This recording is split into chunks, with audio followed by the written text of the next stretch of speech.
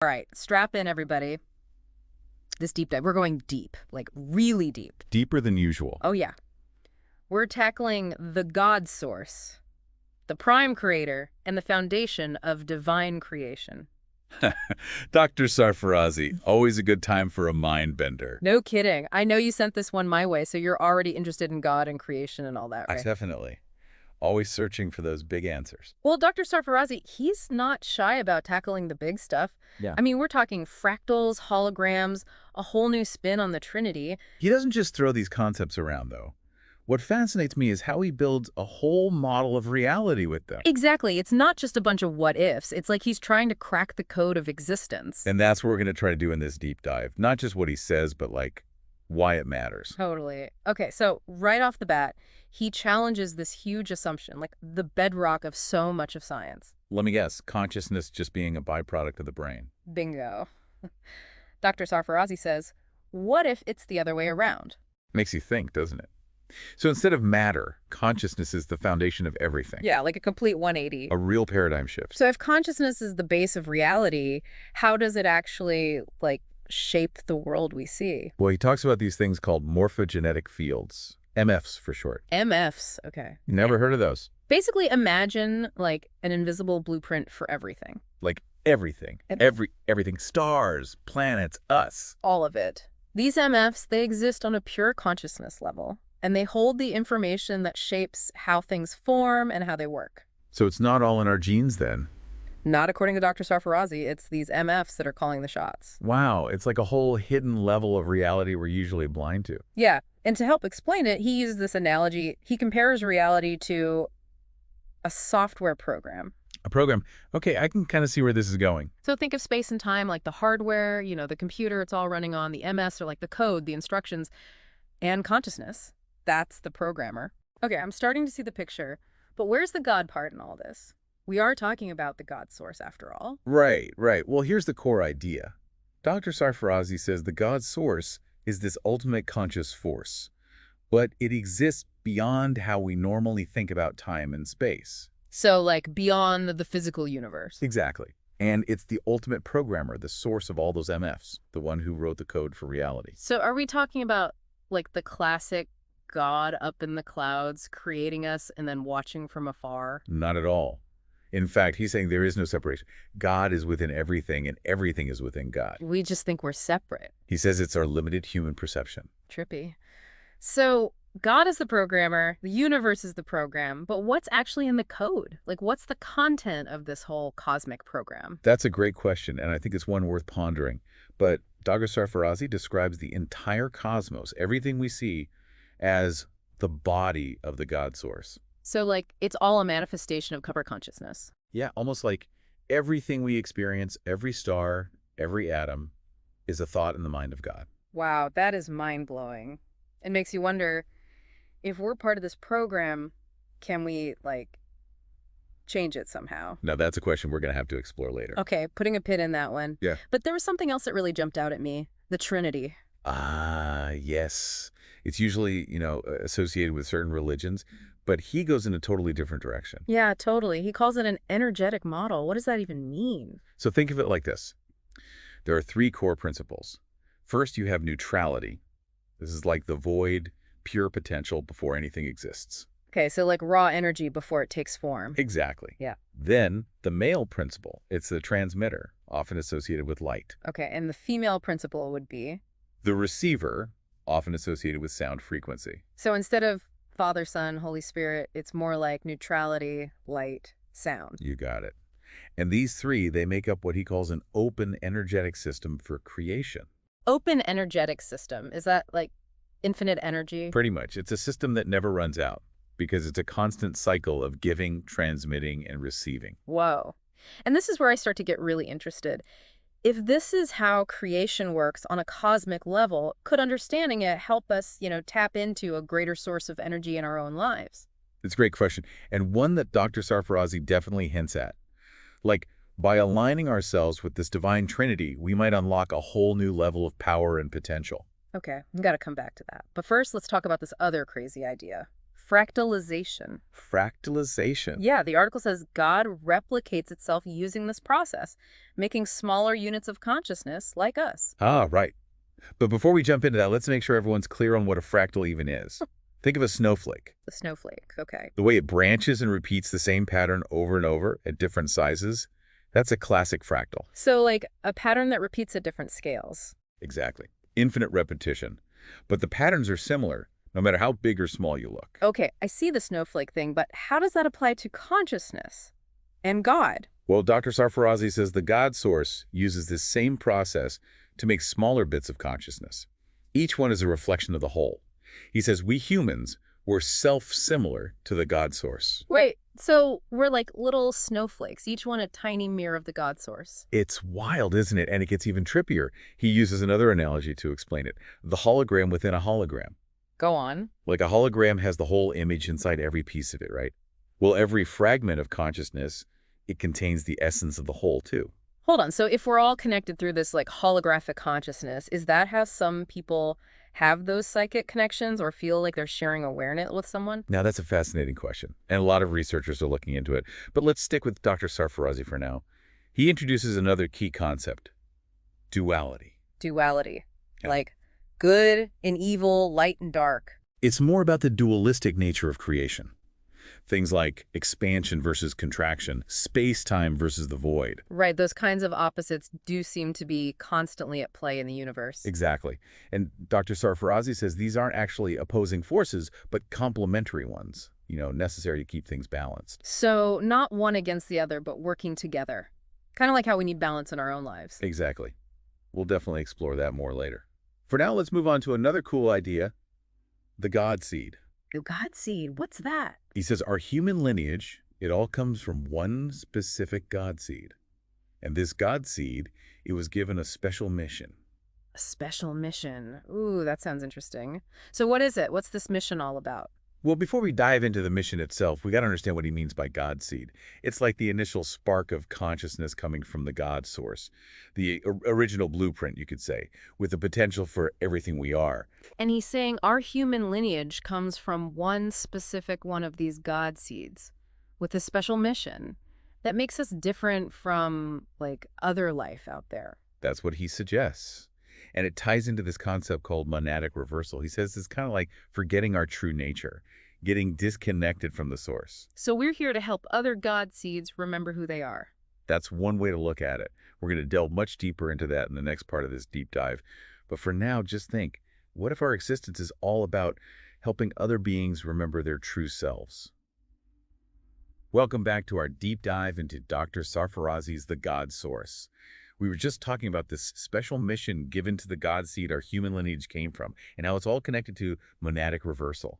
Right. I definitely want to hear more about that. So just to make sure I'm following monadic reversal, that's basically like forgetting our true nature. Like we've disconnected from our divine source. Exactly. It's like we're asleep to who we really are, stuck in this limited version of reality.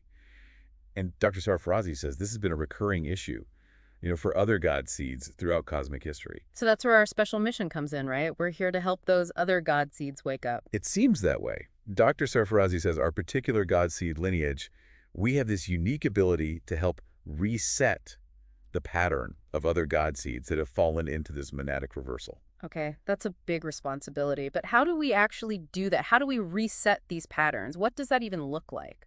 Well, he doesn't give us like a step-by-step guide, but he does give us some clues. He really emphasizes the importance of reconnecting with our own divine nature, remembering who we truly are.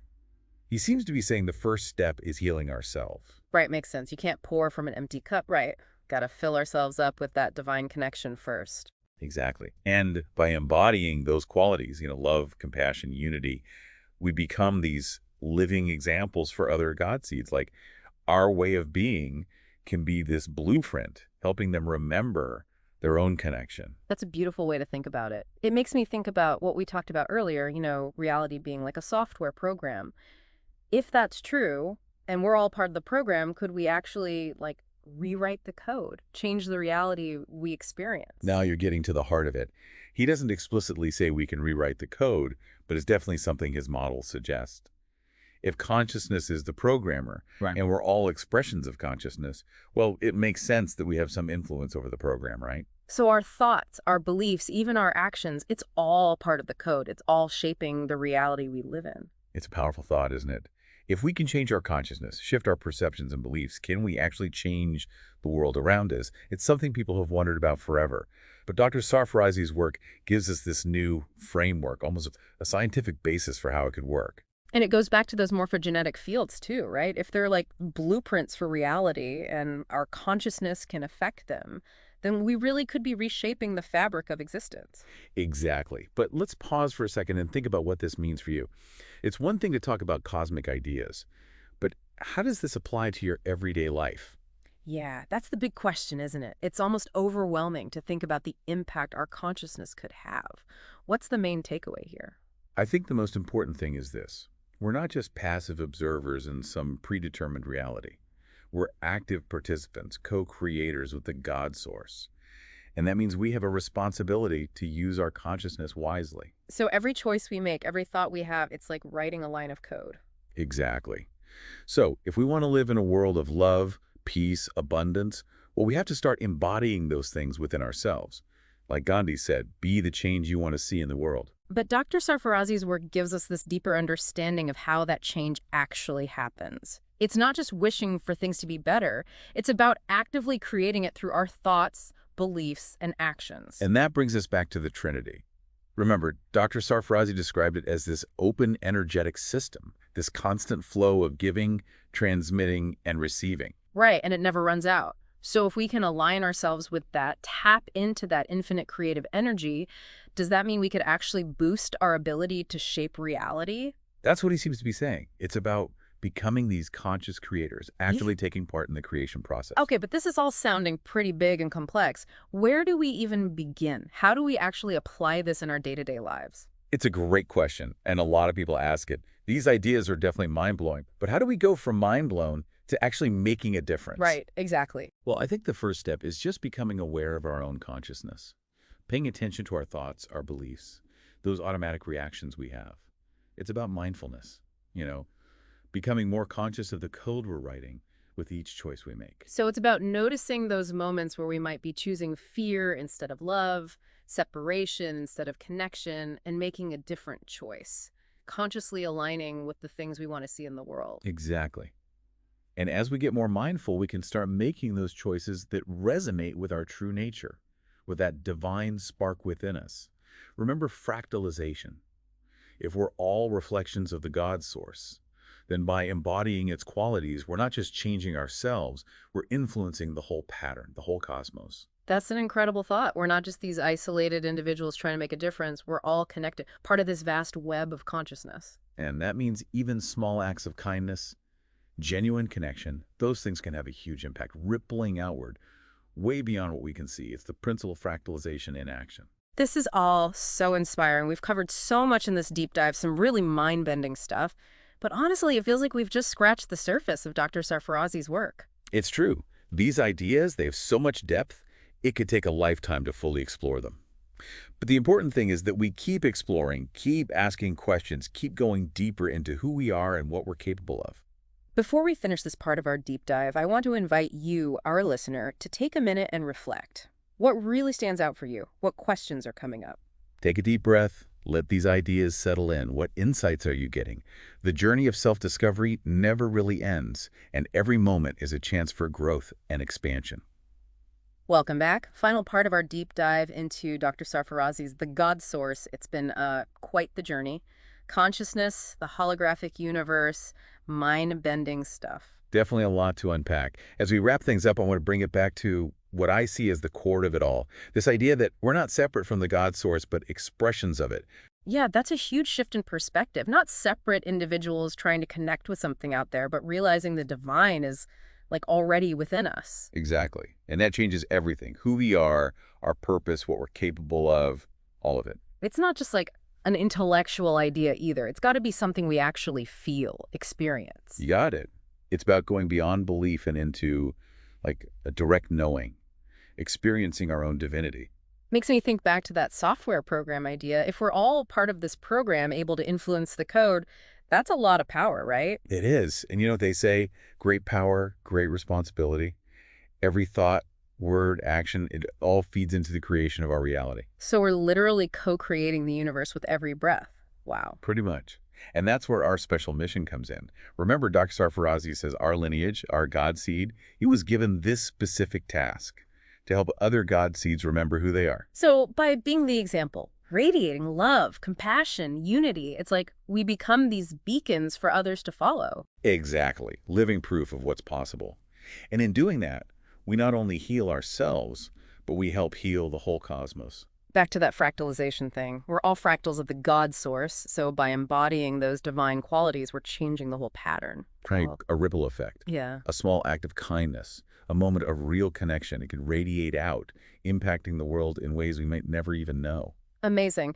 This has been a mind-blowing deep dive, no doubt. But there's still one question I keep coming back to. If we have this power, this ability to rewrite reality, why is there still so much suffering? Why haven't we created paradise yet? The age-old question. Dr. Sarfarazi doesn't give us a simple answer, but he offers some insights. Evolution, he says, it's a gradual process, and it's about balance, the interplay of those dualities. So the challenges, the suffering, maybe those are actually opportunities for growth, for learning. Possibly. Maybe they're what push us to expand, to understand ourselves and the universe better. And we can't forget about free will. If we can choose, well, we can choose to suffer, even if it's not really what's best for us. But even in those dark places, transformation is always possible. Because underneath it all, that spark of the God source, that love connecting us all, it never goes away. And as we awaken to that, embody it, we become healers, helping consciousness itself to evolve. This deep dive, it's taken us to some deep places, that's for sure. I know you're probably leaving with a lot to think about. As we wrap up, I want to offer one final thought. Something that kind of flows from Dr. Sarfarazi's work, even though he doesn't say it directly. Okay, I'm curious. What is it? If our consciousness is really part of this divine program, and we can rewrite the code, maybe our biggest responsibility, our real mission, is to become those conscious creators, actively shaping our reality, making it align with, the highest good for everyone. What a beautiful vision. A world where everyone embraces their own divinity, radiating love, compassion, wisdom. Imagine that. Using our consciousness to create a reality that truly reflects the God source, all its beauty and harmony. That's the invitation I want to leave you with. Embrace your power. Choose love. Let's co-create a world worthy of our, divine heritage. Until next time, keep diving deep, keep exploring, keep remembering who you truly are.